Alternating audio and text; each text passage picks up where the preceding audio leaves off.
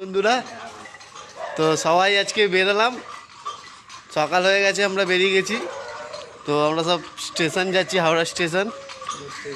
তো আমরা ওখানে গিয়ে ট্রেন ধরবো, দেখা যাক ট্রেনটা পাওয়া যায় কি না। 5টা 15 ট্রেন আছে, তো আমরা 4 ভাই আছি। তো এখন আমরা বেরিয়েছি যাত্রাতে।